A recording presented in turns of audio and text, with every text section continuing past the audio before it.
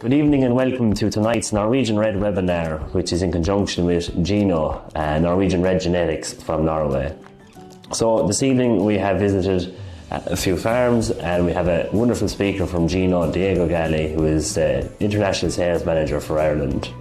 So I suppose we're going to give you insight into one of the farms first, and then Diego will speak about how Norwegian Red Genetics is progressing in Norway and how it has been applied in Ireland, and also the new bulls that are available in the 2025 catalogue and updates on our previous bulls also. So we have updated data and TMI data on all of the Norwegian Red sires available in our catalogue. Our catalogue is now available online and in hard copy, so please get in contact with us to receive your hard copy in the post. Our speakers tonight will all be live at the end of the webinar, so please send in your questions through the chat box, text or WhatsApp us the number on screen, and we'll answer your questions live at the end of the webinar. So the farm that we featured tonight is the farm of Conor O'Sullivan. Conor farms in Bansha, County Tipperary with his parents, and he incorporates Norwegian Red Genetics into a crossbreeding program on his farm and is doing very well using the genetics. So I hope you enjoy this video.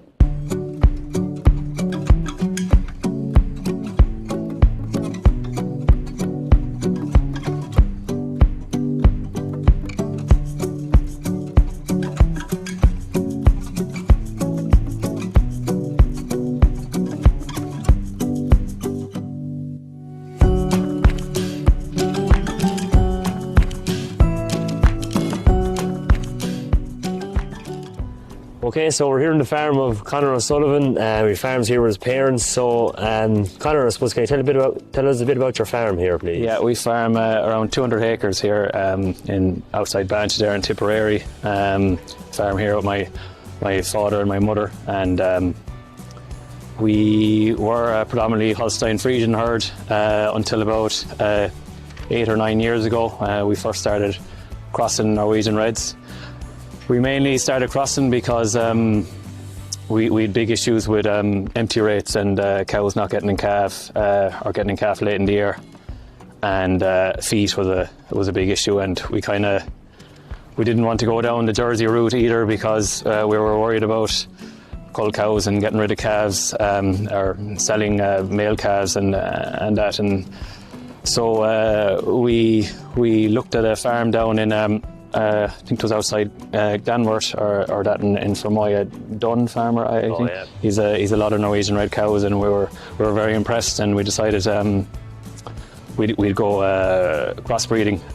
So we started there about 8 years ago, and we found we were very happy with the results. The empty rate was before we started crossbreeding was always in the high teens and sometimes reached 20%, and that's been halved consistently, if not gone down to single digits.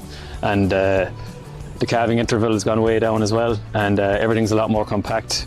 As regards the cows themselves, I find the difference with the Norwegian Red cows. I don't find like with the Holstein Friesian, you'll get some cows producing huge amounts of milk. You know, you'll be hitting peak at 40 litres a day and that. Yeah. Whereas I don't find that with the Norwegian Reds. They're more of a consistent 30 odd litres at peak, which I'm okay with because they give a lot less problems in terms of feet and going back in calf. And I think the big advantage in Norwegian Reds there is the replacement rate. I find has gone way down. And even with retention of heifers, first calvers, we used to lose an awful amount of first calvers in the first year, whereas that's gone way down now.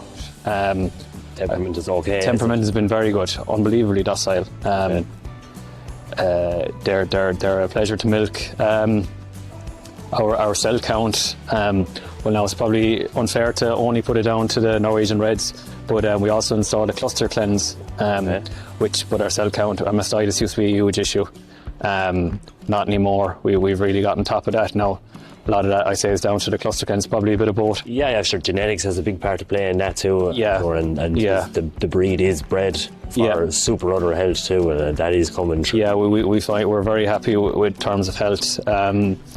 Then the cows themselves, I'm kind of aiming for a maintenance of around 12 or 13.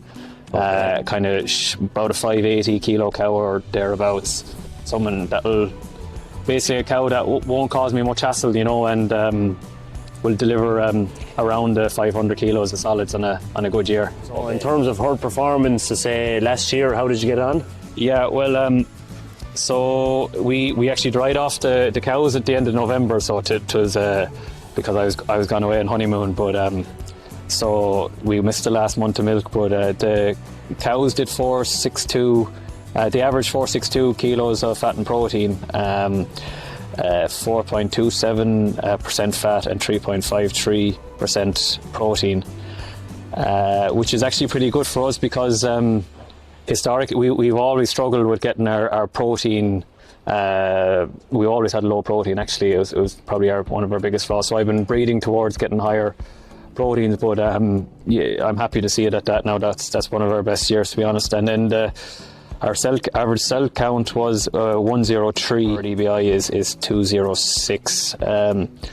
So yeah, so we find that we are like that 6-week calving rate before we started breeding, before we started crossbreeding, would have been half that nearly. Wow. Yeah, you know, you would have been. We used to do 6 weeks of AI and struggle to make 6 weeks of just dairy AI and struggle to make you know, enough replacement heifers of our own. So we'd have sometimes have to buy them in. Whereas now, I started synchronising the maiden heifers with sex semen, and say for the first few years I was crossbreeding, I use around 180 dairy straws, and now I only use 60 or 70, which is that's a big difference. Big difference there, yeah. It is great, you know. You're able to shift calves nice and early because you've a great quality calf. In fact, the same man usually buys, I'd say, about 3/4 of the calves for me, and he'd nearly prefer to see more Norwegian Red calves because they go for nearly the same price, but he finds them very good for. He finds he makes the most money off them, actually. Beef, yeah. Yeah. Okay. So, say in terms of your breeding strategy, as in going forward, or as in, how do you select your cows, or do you do anything in particular, or as in breed? Well, in terms of breed, so as I said, I do most of the replacements are actually from the heifers themselves. Okay. And then I pick the cows with the highest protein for breeding. Replacements, you know, of the main herd, and then obviously any cow that is has any issue or whatever, she's definitely not going to be bred. And I'm pretty selective in what cows I give a dairy straw to. They're nearly all beef, to be honest. Okay, and you go over and back every second generation with black and white Norwegian? Well, we have everything, pretty much everything in the herd. About 90% of the herd is either has a sire or grandsire Norwegian Red.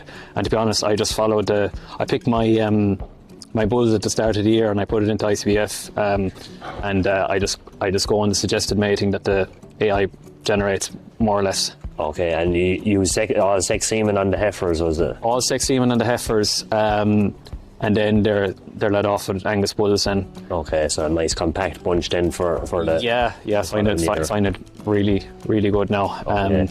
We got super results with it. Last year was my first year doing fully the whole herd. We do it in 2 batches, you know.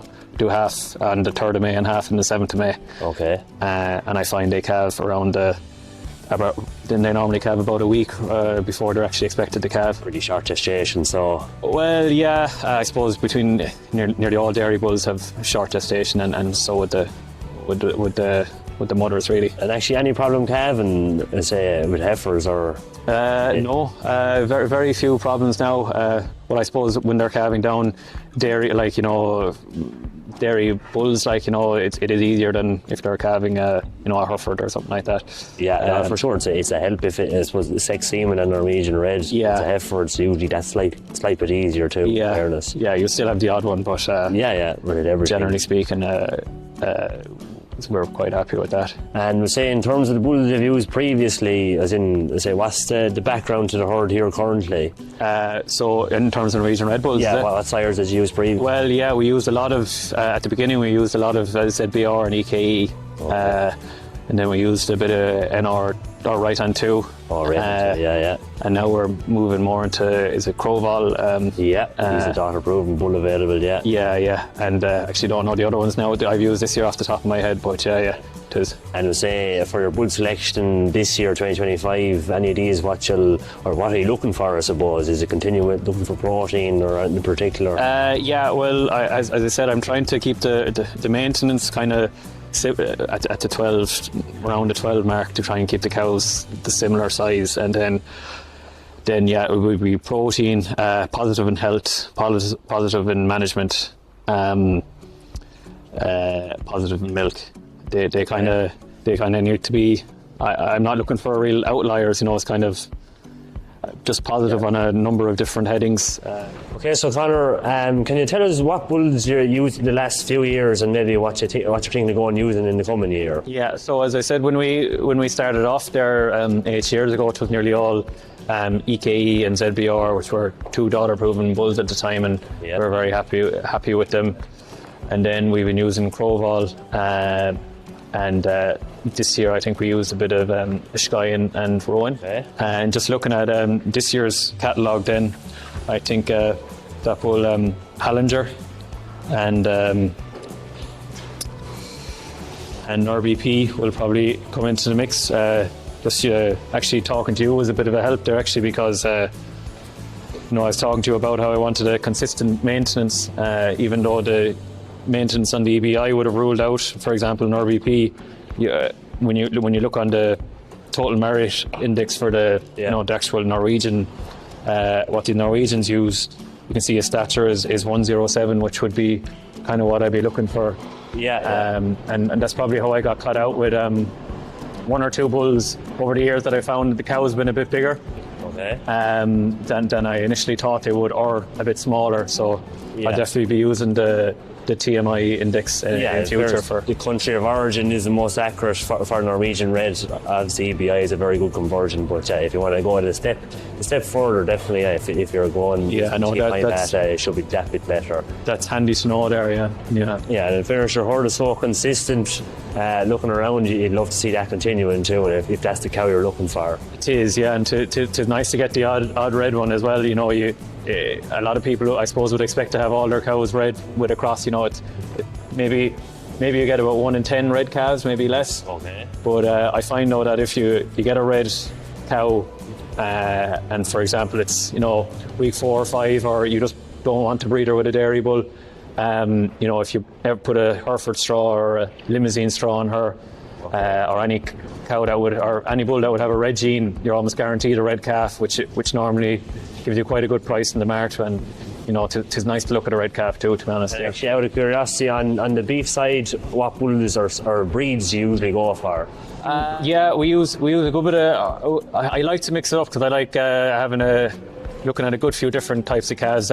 So we've a good bit of Angus. I've tried a good bit of red Angus the last year, and the last 2 years. I actually haven't got a red Angus, an actual Angus to come red yet. So still waiting on one of those. A good bit of Hereford, some Limousine, some Belgian Blue, a good bit of Speckled Park actually. Okay. The odd funny one like what I started doing the last few years is I normally would start breeding on the maybe 27th or 28th of April. Okay. But I find that if I see a cow come bulling maybe the 23rd, 24th, 25th, I normally have a few long gestation bulls picked out so that she will actually come at the same time as the rest of the herd. So then that's either the odd Charlie, the odd Cemental, and you could find a good few long gestation Herefords as well. So you have a nice variety of beef sires being used. Well, I use, to be honest, it's nice to get a bit of variety, not to be looking at black and whites the whole time. And say, actually, demand for those beef calves, as in looking at the cows in it, they're good, strong, hardy cows. So what's demand like for those? Most of the calves are sold to a local man here.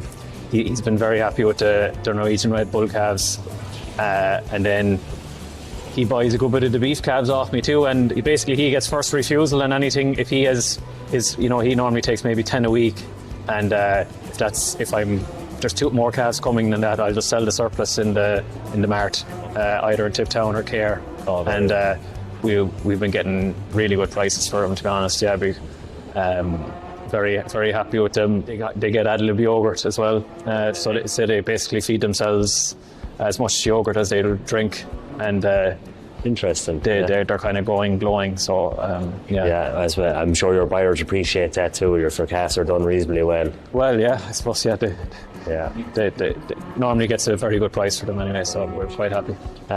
So look, Conor, thanks very much for showing us around your herd. Joe, I must compliment you and your family. It's super herd of cows, and look, thanks for sharing your information with us. No bother. Anyone? Thank you.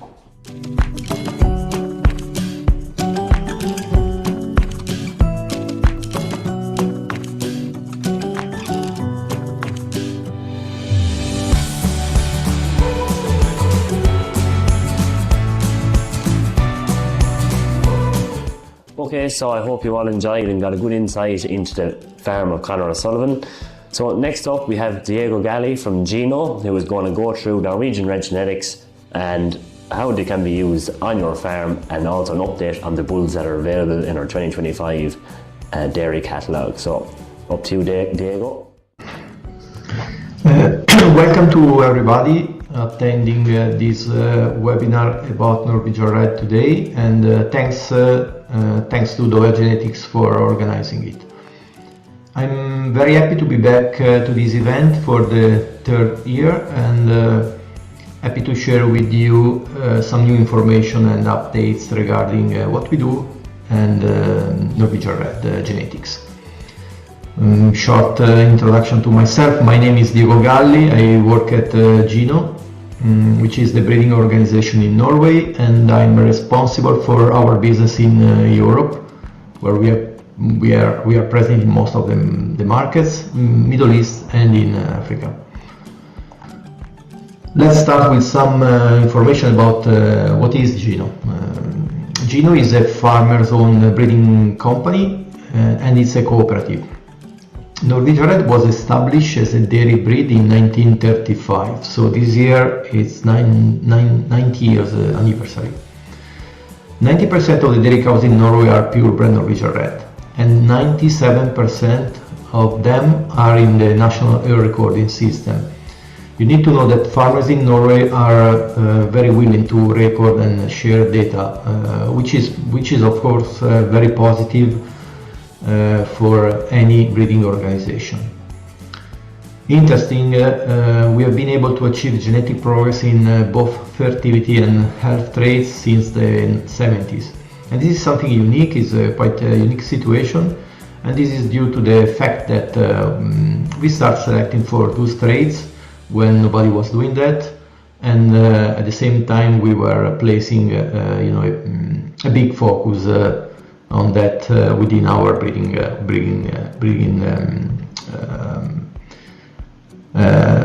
program. We are present in Ireland since early 2000, and Dovea Genetics is our distributor. This picture is illustrating our bulls barn. This is where we collect semen from our bulls. On the right you can see a largest building, that's the new barn we officially opened last year in January 2024. A few words about our breeding scheme. I didn't say before, but in Norway we have a population which is a bit more than 200,000 cows. As said, almost all of them are in the recording system, and this means that we get access to any information, any possible information about those dairy cows.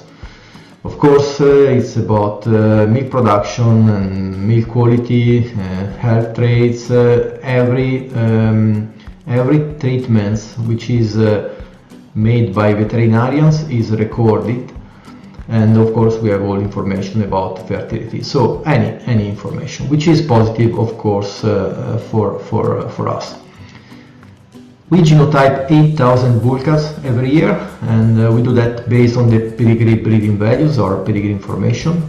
After that, we pre-select 150 bulls, the best bulls based on the genomic information indeed, and the level of inbreeding as well. We believe this is important to do, and we also want to keep a good variation, genetic variation in our population. After the pre-selection of the 150, only 50 bulls become what we name elite sires, so the really top Norwegian Red sires, which are forced use by Norwegian farmers in Norway, and after that they become available for any market globally. Apart from bulls in production, we also house heifers, which we purchase to produce embryos, which are later used in our breeding program to produce the next generation of the both males and on the best males, and the next generation of the best females.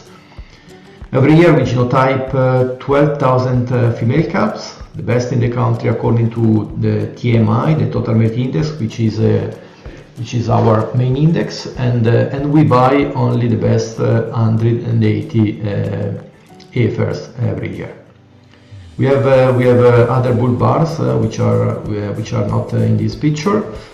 They are located more in the north, and they are used for quarantine reasons.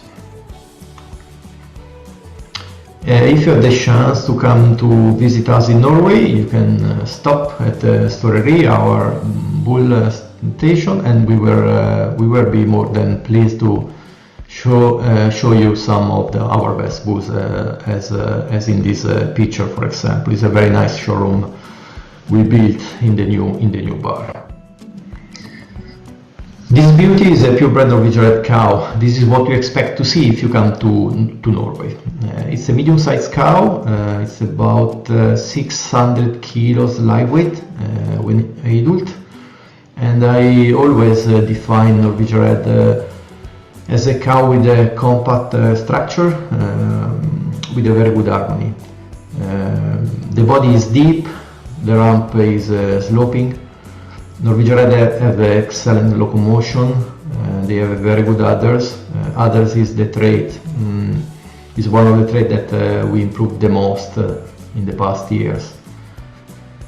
If you talk to really any Norwegian farmers milking Norwegian Red cows, and if you ask them to define Norwegian Red, I believe that the first straight answer will be Norwegian Red is an easygoing cow. What it means, Norwegian Red cows do simply what is expected cows do. So they get in calf when they are served. 73% of the cows in Norway are pregnant at forced insemination. After that they give birth with little or really no assistance at all. Norwegian Red is known as being easy calving cow. Then they start producing large amount of high quality milk. They are able to keep a very good body condition through all the lactation in the different stage, and then at the end of lactation they are dried off, and then they calve again. So in the wool cycle, through all the stages of the lactation, the farmers don't have really issues with the Norwegian Red cows. I mean that Norwegian Red cow is a very easy going cow because they just do their job simply and with no disruption. And according to my experience traveling in different markets and talking to a big numbers of farmers, having a cow which is easy going, easy to go, easy to manage, it's a big plus for end farmers. This is good, of course, for farmers. It's good for the cows themselves, and of course it's also positively linked with the profitability on any dairy farm. Norwegian Red today is capable of producing a large amount of milk yield and large amount of milk solids. You need to know that the top herds with pure Norwegian Red cows these days are producing 12,500 kilos of milk with very good fat and protein percentage. To conclude this part about how to define Norwegian Red, I would add that Norwegian Red can also define as a robot-ready cow. More than 60% of Norwegian Red cows are milked in automatic milking systems. This is a great example of Norwegian Red daughter on a Jersey per Holstein crossbred dam. So this is a Norwegian Red crossbred cow. She was featured last summer in Ireland at Shenfigerat Herd in County Cork, and she's sired by Rowan. Rowan was a popular bull in Ireland and still is popular, and I expect it's going to be even this 2025 season. In Ireland we have both purebred Norwegian Red cows and Norwegian Red crossbred cow, and the Norwegian crossbred cows are two-way crossbreeding or three-way crossbred cows.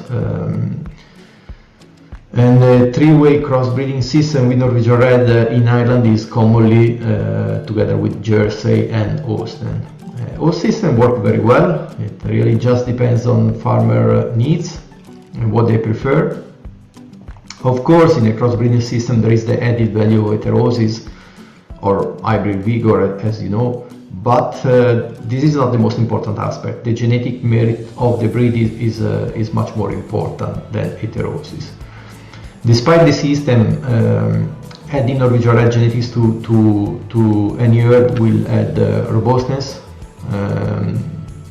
extra fertility, an excellent health traits or health status, high milk yield, high solid production, and excellent locomotion. And for the ones who are interested, Norwegian Red will offer also a high frequency of polled genetics, which is getting more popular in different markets here in Europe. I'm going to say something about our feed cows in Norway, because some of you might think that okay, but yeah, we are in Ireland and Norway is different, weather is different, system is different, but it's not the same, of course, but it's not that different, I think, when it comes to feeding cows. So first off, in Norway, grazing is mandatory, so all farmers do it. And depending on the season and depending on which part of Norway, the grazing season is on average from April to September. We can claim Norwegian Red is a cow with a very good attitude to grazing, which we also know especially from countries like Ireland and other countries where grazing is part of the system. So we have a long experience with Norwegian Red in a grazing in a grazing system, and we know that it works well. Specifically when it comes to the feeding and how we feed cows in Norway, it's very similar to what you do in Ireland, because it's fresh grass during the grazing season, grass silage and concentrate, and that's all. Historically it has been very difficult or almost impossible to produce corn in Norway because of the long winter season and the cold weather. This slide is about genetic progress in Norwegian Red, and so the total merit index, or TMI, is the tool we use to measure the genetic progress in Norwegian Red. And this graph illustrates the trend in the past 20 years, and as you can see, it's very positive. There are different reasons why this trend is so positive, and especially in the past years. So we have first off, we have a very clever group of people taking care of our breeding program. They made the right decision and they took the right action at the right time, I would say. Not always they had to take easy decision. One example is if you look at 2016. In 2016 we thought that the right things to do was to stop supplying daughter-proven bulls to Norwegian farmers. And it was not an easy decision, but we thought it was good to do, and the farmer understood and accepted and agreed on that. And it paid well, absolutely. It was really helpful. Another strong reason behind this fast genetic progress is that we were able to implement a good genomic testing solution, and also we developed a strong genomic testing within the whole population in Norway. If you look at top on the right, currently we have 260,000 genotype animals, which is according or related to the population we have in Norway, it's a very big number. Another action we took, which was helpful, was the development of our embryo program, which is something I earlier mentioned. And so it's a combination of this action or decision we took. This is the why behind this very fast and positive genetic trend we are experiencing in our breed. So we have never been in such a good position as especially as in the past 2 years. From 2022 we are improving 6 TMI index point per year, while if you go back a few years ago we were really not there at all.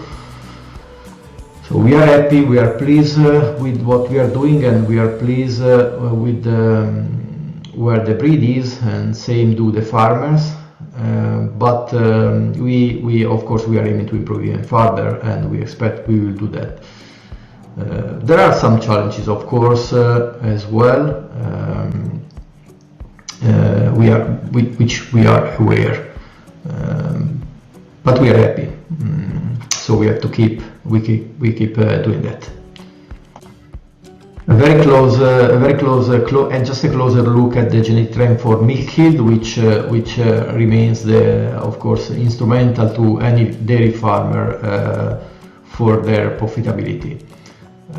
The trend is positive, and it's very positive, especially after 2019. Please keep in mind that not all the dairy breeds have been able to improve milk yield as we did, at this pace. But we are doing good, which is positive for all of us, farmers included, of course. This is the same. This is the genetic trend for Norwegian Red population for fat and protein percentage, and this is also positive. Remember that farmers in Norway are paid also based on components, so this is important. This is important that we keep on doing and keeping this progress on percentages as well. If we combine the yield and the percentages, we have the total kilo fat and kilo protein, and this is where we had the main gain when it comes to milk production. Indeed in Ireland, but also more and more markets worldwide, they've been switching from a fluid to a cheese market. So farmers are keen to focus on solids, on milk solids, rather than pure milk yield. So we are pleased with this result, and again we are just working to just keep these positive trends even in the future. I believe this is not new to all of you. You have already heard about the excellent health status of Norwegian Red. I think many people already know that. The reason why Norwegian Red cows are very healthy depends on the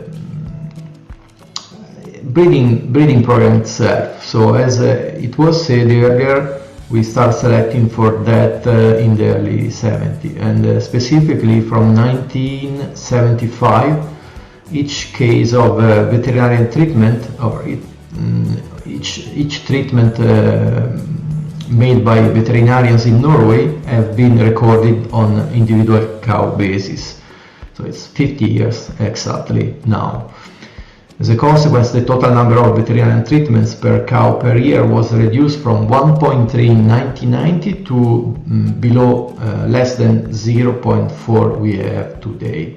And the main reason is fewer cases of mastitis among Norwegian Red cows. If you look at 2024, we had 0.14 mastitis cases per cow, which is very low. Say this is something probably you were aware even before, and now I'm going to tell you something that probably you don't know yet. When it comes to the dry cow treatment in Norway, the standard procedure is simply to not do anything. So what veterinarians and authorities used to recommend in the last decades to Norwegian farmers was to do nothing. So to not treat cows as dry of treatment. The way it works in Norway is that the cows which have very high somatic cell count are tested for which bacteria, and they are treated with antibiotics if necessary at drying, while all the rest of the cows, they don't have treatments at all. So farming in Norway basically don't use antibiotics, or really the use of antibiotics in Norway is extremely low. Probably you know already. Norway is the country in Europe with the lowest use of antibiotics in dairy cows and in livestock in general. But it's not only about antibiotics. The farmer in Norway, they don't supply sealant as dry off treatment, which is amazing, or maybe probably surprising some of you, but is the way it works in Norway. So cows, as I said, they don't. Most of the cows in Norway, they don't have any treatment. Simply, they are not treated. Considering that mastitis is the disease that costs the most to dairy farmers, you understand the huge benefits Norwegian Red genetics could bring to your head about this important topic. So we touched the meat production trend, we touched the healthy superiority of Norwegian Red. Of course, fertility also is very important. We have an excellent fertility in our breed, and Norwegian farmers simply don't care much about fertility when they select bulls, for example. They don't focus on fertility. It's something they naturally get because it's in the genes of Norwegian Red cows. Irish dairy farmers are considered as probably the best in the world to produce milk at the cheapest cost, which is driven by grass graze and the compact calving system you have there. In this system you have in Ireland, fertility is still king, and as you know, there is a strong correlation between the 6-week calving rate and profit, and that's why Norwegian Red it fits well with your system. Also, when it comes to fertility, improving fertility or maintaining fertility. The slide is showing or illustrating the calving interval, the average calving interval for Norwegian Red cows from 2008 to date, and we have been able to decrease the calving interval. We don't have in Norway. We don't have a block calving system as you have in Ireland. But of course, fertility is important, and we've been always selecting on that. And so we don't aim to decrease the calving interval even further. We are happy with what we have, and that's fine. We will maintain that. And 73% of the cows in Norway are pregnant with the forced insemination, which I'm not sure because I don't have the evidence, but I believe this is probably a worldwide record. And again, because we start 50 years ago giving a lot of emphasis and with a lot of good information from any cows in the country. I'm going to conclude about sharing some numbers, and this is about the average phenotypic data or figures for Norwegian Red population from year 2024, last year. I already said about the cows in the recording system. I said about a very high frequency of cows milking milk in automatic milking system. It's 63% last year. The average milk production for Norwegian Red was 8,230 kilos, and the energy corrected milk was 8,718 kilos. Fat percentage 4.27, protein percentage 3.57. I already said about the calving interval. Important to say that we have a very low amount of cows that are synchronized in Norway, only 1.6. Average somatic cell count is 113,000. And I said already about the high frequency of the pole gene we have in our population. Just a note, in Norway we still have milk quota. I'm concluding now. Sharing the very good group of Norwegian Red bulls, some of the Norwegian Red bulls available in Ireland for season 2025. The first one is a Langer. Langer is a new bull. Is an extremely good bull. He's the best EBI Norwegian Red available, 288. Is excellent for production because he's combining very high fat and protein percentages and high milk yields. So very good on that. Is a fertility improver. It's very positive breeding values both on Irish index and Norwegian index. Short stature, low maintenance. The purebred daughters expected to have a body weight of 562 kilos. Extremely easy calving and very short gestation length. It transmits low mastitis frequency and low somatic cell count. Is number one available in Norwegian Red for claw health and number one available for the Norwegian Feed Save Index, which identify the best bull for feed efficiency basically. And he also has very good udder conformation. And you see is a cow which was producing very good amount of milk with excellent fat and protein percentage in the first two lactation. Langer is available with conventional semen and with sex semen. Red X stands for our sex semen. The next one is Skoyen. Skoyen has been the number one bull for 3 years in a row and is still in the top 3 position now. The first daughters start producing, enter production in Norway these days. We expect is going to be daughter proven in April, so in few months. He's ticking all the boxes. Skoyen is simply a very special Norwegian Red bull, a unique Norwegian Red bull. We have very big expectation on him, and he's complete. He doesn't have any weakness. He has a fantastic production when it comes to percentages and yield. Daughter fertility is very high, same for other health, and longevity is very positive.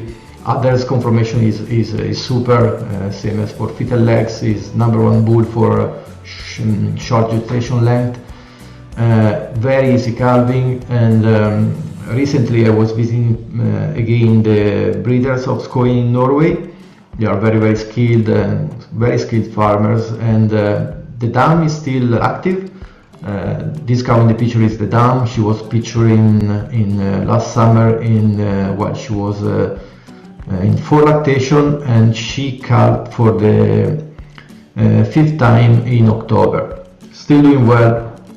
A great cow, and also the grand dam of Skøyen is still producing there, and she's still doing well. So Skøyen is, for any dairy farmer considering using Norwegian Red, I strongly recommend to use, or consider at least using Skøyen. Just be aware of one thing: Skøyen stature is positive. So just depending on your needs, just be aware of that. Available with conventional and sex semen.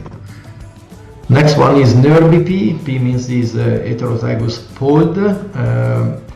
Is the best bull available for fat and protein percentages. It is really one of the breed leader. Have a look at the dam, grand dam, and grand dam. I mean, they have amazing protein and fat percentages. In fact, it's #1 for grazing index. Medium-sized daughter, excellent fertility, is the #1 for other health, very good for claw health, and is also producing daughters with excellent others conformation. Conventional semen available and sex semen available. And the last one I want to share is Rouen.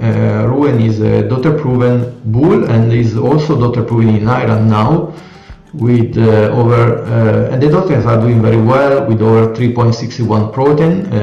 There is a huge farmer satisfaction with the Rouen milking daughters in Ireland. Is #1 daughter-proven site for longevity, very good on fertility. Is adding a lot of strength, producing cows with a medium stature, extremely easy calving, low maintenance bull, high yields, and low mastitis frequency, and very low somatic cell count. I expect Rouen is going to be a very high demanded bull in Ireland, even also in this season 2025. Also available with sex semen and with conventional semen. I'm finished. I want to thank you very much for your attention, and in case you want to be in touch with me for any further question in the future or anything, just be in touch with him. You see my email and my phone number. Thanks again, and yeah, see you next time. Thanks, Diego, for a super presentation, and I'm sure you're going to have lots of questions now when we go live. So again, if you have any other questions, send them in now, and we're going to go live to answer everything that we have received so far. Thank you.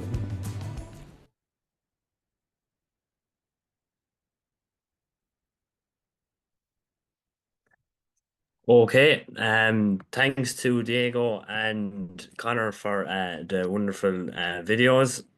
So now we'll jump straight into answering the questions that have been received, and if anyone has any more questions, just send them in and we should get to them before we finish. Okay, Conor, you've got a good few questions. I suppose the first one, maybe might cross over with Diego even. How do you find temperament with the Norwegian Reds? Are the feet and legs as good as Norwegians say? So yeah, I find the temperament very good. To be honest, the only problem I have in my farm with them compared to the Holstein Friesians is, for some reason, when you have them in a crush, they seem to put their head down and drive a lot more than the Holstein Friesians do. I don't know, is that just because of my crush, or is that in general? But apart from that, no, in the parlour, geez, they're very good. Very few kick bars to be used on them. Well, I'd have them well trained before going in, but yeah, no, I'm very happy with them temperament wise. And then, like, as regards handling them, they're not too skittish either. Like, as regards handling them in the sheds and stuff, they would be quite docile. And then about the feet, yeah. So the feet are good. I find it about maybe half of them, or it's hard to say the exact percentage of them, because the ones that come with a black claw, I find I say you could count in one hand how many times I've lifted one with black claw, that's actually had a black claw that's had a problem, because it's very, very rare, a bit like the Angus.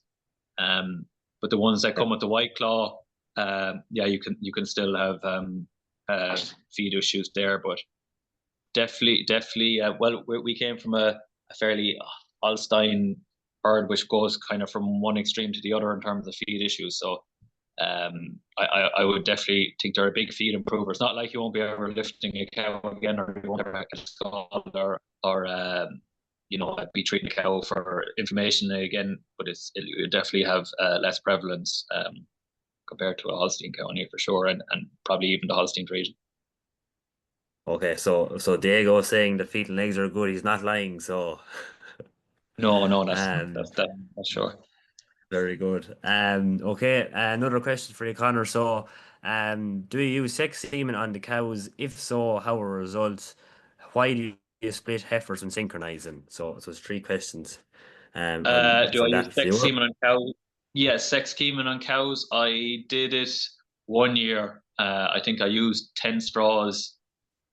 Sorry, and I got 3 heifers out of it. So I didn't think it was any better than my conventional. Now, if I had collars or something like that, I probably would look at that again. But I just think with the sex semen, that's why I only like doing it with the heifers, because you've got such a short window for actually getting your conception. Why do I split the heifers? Well, there is so I do the AI for the cows myself, but I actually get a man in to do the heifers. And well, for one reason why I split them is that if you do make a mistake, at least it's not all your heifers. You're splitting your risk a bit. You're also splitting the work on the AI man, because like anyone, if you come across a tricky heifer, if you've 35 heifers to do, and you're coming across a tricky one after your fifth one, your arm, it is very tough. And I actually don't think they're allowed to do more than 20 anyway. So normally we keep around 30 to 35 heifers, and I'll do a batch of about 20 on the 3rd of May and another 15 on the 7th of May, just for, I suppose, just mainly to split the risk for the AI man, so that it'll be better chance of success, and for myself than a calf. And I don't want to, it's kind of it's myself, my father, and sometimes we get a student, or else it's just part-time help. So you're not guaranteed you will have help. So it's busy enough as it is without all your heifers calving within 4 or 5 days of each other. Yeah. Yeah, that's for sure. As a lot of farmers, I think, synchronize the whole bunches, but yeah, I suppose putting them in calf is one thing, but if they all calf and you're enough at the same time, I'm sure Oh it's yeah, quite demanding. as well. I leave the extra, like any ones that are slightly smaller. I will put them in the later group as well. To give them just that extra bit of few days, week. You know what I mean? Okay. Diego, you have a similar question. This viewer wants to know how much concentrate is fed per cow and how good is conception to sex semen. So, Diego. So it's do they mean in Norway? What we have in Norway? The consumption rate with sex, Marty? Yeah, I came in during your video session, so I presume, yeah, Norway. How Yeah. much concentrate is fed per cow? Yeah, it's a bit different compared to what in Ireland and most of the countries. So I'm going to tell you or answer with what we do in Norway, of course. So the average is about a bit less than 30 kilos of concentrate every 100 kilos of energy corrected milk. That's what we use in Norway. So probably you are not familiar really much about that with this indicator in Ireland or other countries, as I said. But that's the answer, Marty. Yeah. About 30, 28, 30 Okay. every 100 kilos of energy corrected milk. Yeah, that's Okay. And average. then On sex semen, then I suppose how good is conception with sex semen in Norway? Or actually, Yeah, is sex semen used much in Norway? Actually, from my it's growing. experience. It's growing. It's absolutely growing. It's not that big as UK, US, or even Ireland because it's growing fast there in Ireland, but it's growing in Norway as well. And again, I'm going to use something that I don't know if everybody's familiar with, but the relative conception rate for our sex semen is 90%. If people are familiar with this relative conception rate, which is very high, which is very good, and we are happy with, farmers are happy with. So it's very close to conventional semen. This is not Okay. what we only see in Norway, that's what we also see in other markets. For example, as I said, the UK, where there's a lot of sex semen, vast majority, or US. Okay. So actually, on the foreign genetic, there's a question here. What are the best bulls to boost protein? I have LIC cross Irish EBI cows doing 3.72 protein, and the same person says, are Norwegian Red used in New Zealand? So I presume That's that's for a me, cluster. I guess. Question for me, Marty. Yeah, I would think so, Diego. Yeah. Yeah. So yeah, the Norwegian Red is used in New Zealand. Yeah, doing well and growing. So it's fitting very well with the system there. And the wine farmers from New Zealand are pleased with our genetics is really pretty much what Conor mentioned and what I touched during the presentation. So is adding something that the Kiwi cross bred they are lacking. So a lot of strength, of course, excellent fertility, and keeping high milk solids. So because that's of course the king in New Zealand, as you know. So yeah, doing well in New Zealand Okay. and many years of experience and really growing. I would say, especially the last 3 years, really growing. And Okay. now I have to think about the fourth question because I was talking long. What are the best bulls to boost protein is the Yeah, question. it's I you said yourself, Marty, and absolutely nothing wrong with the CBF converted breeding values for Norwegian Red bulls, but the best thing is to look at the Norwegian breeding values and pick the best bull for the traits you're looking for, in this case, fat and protein. I mean, that's really the best. Farmers can absolutely trust those information or those breeding values. So Nerby, I think Nerby is an option, absolutely. Crowell is an option, Guard is an option. But we have experience in Ireland with the farmers using LIC and Norwegian Red on top. So keeping Norwegian Red in the three-way crossbreeding with the black and white Jersey or Kiwi crosses and Norwegian Red. And I mean, they've been doing that for 20 years. I personally know farmers in Ireland doing that for 20 years. And that's because they are meeting their needs, they're happy. So it's really a matter of which Norwegian bulls, and look at the Norwegian breeding values if you want to be super accurate. Yeah. Yeah, and I suppose look from my visit to Conor, I suppose that was one thing we maybe saw, that maybe sometimes TMI, as in it's important to look at that index too, just to be sure that you're making the right decisions. Conor, we'll go back to you again. Viewer wants to know, what's the average lactation in the herd, and do they last in the herd? Yeah. So the average lactation, I think from the last time I looked at it was just under 4. Now my my my first year of crossbreeding are now 6 lactation cows. So that's how far along I am, and I have found for sure that they're lasting. No, I think that's one of Yeah, the biggest gains you have in them, that you can, whether you want to keep your replacement rate low or you want to be have to do a lot more enforced culling, not just culling because of feet and not getting in calf, culling for other reasons. That's a big benefit of I find with them, because they definitely last longer, with them between the strength, the feet, and actual going back in calf. You know, they do last a lot longer, and I think that's one of actually the main reasons. That's what I was hoping to see, and that's what I have found so far.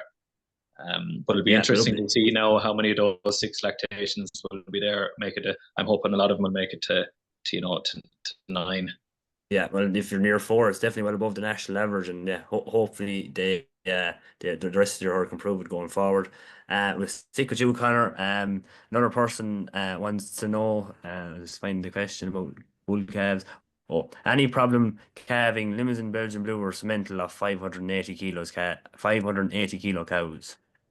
Yeah, so Limousine, well, for all of them, I would obviously be picking the easiest, like a pretty easy calving, Belgian Blue, Simmental, or Limousine. I do find with the Norwegian Reds, particularly for, I know I probably mentioned in the thing that you know, say for a breed like a Limousine, if you breed it to a red cow, you're pretty much guaranteed to get a red calf.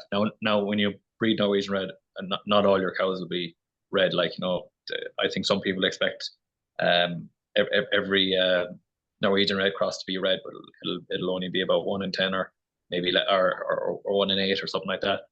But yeah, I have used a good bit of Simmental and Belgian Blue, but I pick the cows that, you know, with a good, I kind of pick them more on their hips than the actual size of the cow. I find I can calve a fairly big calf, a cow without difficulty, from a cow with slightly wider hips. If the cow is narrow, I'll be keeping it more simple with an Angus or a dairy straw, or you know, an easy calf in Hereford. Another question on your calves then. Someone wants to know, do you feed calves a milk replacer or a whole milk with the yogurt, and do replacements get yogurt also? Yeah, no, everything gets the yogurt. The yogurt is I don't know, it's just something my father picked up somewhere, and we've always done it. It's a bit like an automatic calf feeder. You just get a 2 liter or a liter of yogurt, and you put it into a 200 liter barrel of warm milk, and the next morning, and leave it overnight, and the next morning then you'll have a kind of a yogurt mixture, and the calves are just left at it ad lib. There's a pipe with a nipple, like just like the automatic feeders, and the thing with the yogurt is they kind of they don't scour on it. I suppose it's kind of half between a liquid and a solid, I suppose, and they do end up drinking you do find you go through a lot more milk, but there's much blue trox involved. There's a lot less work. You just keep that barrel topped up. And then as regards to replacements, yeah, they're on ad lib yogurt till about 6 weeks, because it's about 6 weeks. You find that they don't eat much nuts in it. And then what we do is still feed them the yogurt, but we do it a morning and an evening feed, like you would with milk replacer, and then eventually go to once a day, and wean them off that way. Now, you would wean them quicker on milk replacer. We have used milk replacer before, but I've gotten lost the odd one to bloat, and I just find the yogurt is just a simpler system, healthier calves. That's what works for us. Yeah, definitely an interesting way of rearing your calves, and definitely from a labour point of view at the start of the season, it definitely is a help. Yeah.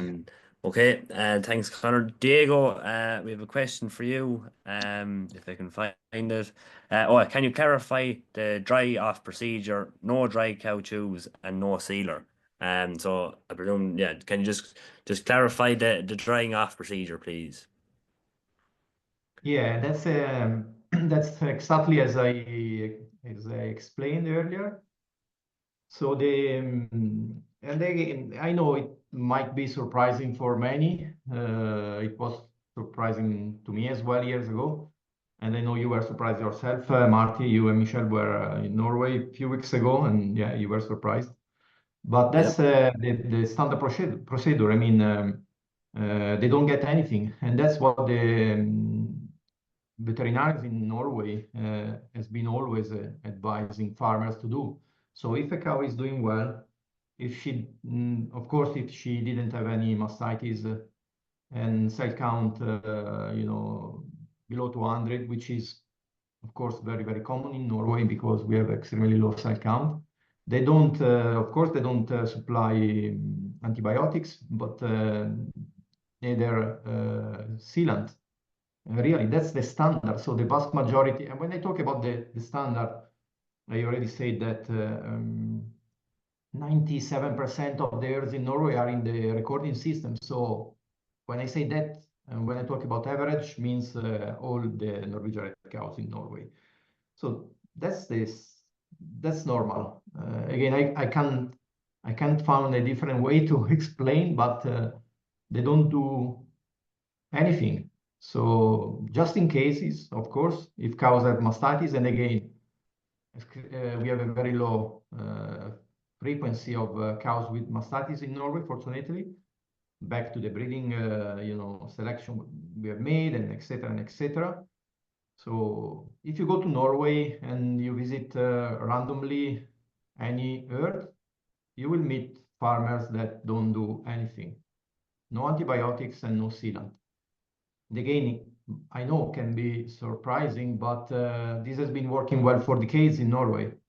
Of course, I believe because we have that genetics. It's management as well, of course, but we did a big job on that. Again, 50 years ago we start, and of course we are collecting results. So nothing. That's simply the way farming in Norway. It's definitely very interesting and much different compared to Ireland, for sure. So look, I think we'll leave it there. There is a few more questions. Look, we'll get back to those individually in the morning. Look, I just want to say thanks everyone for joining us this evening. Special thanks to Diego and Conor for joining and giving us insight into your farm, Conor, and Diego for your expertise. Just to say that our colour catalogue, say with all the Norwegian Red sires available, that's available in a hard copy. So give us a shout to get it out in the post to you. And then, of course, the video is recorded and it will be put up on YouTube during the week. So look, I just want to say thanks to everyone, and I probably should say Diego will be visiting Ireland soon enough too. So if anyone has anyone wants Diego to visit the farm or for more advice, just get in contact with us and we'll get you sorted with Diego. So thanks to everyone for joining, and good night and stay safe tomorrow. Thank you. Thank you. Bye bye.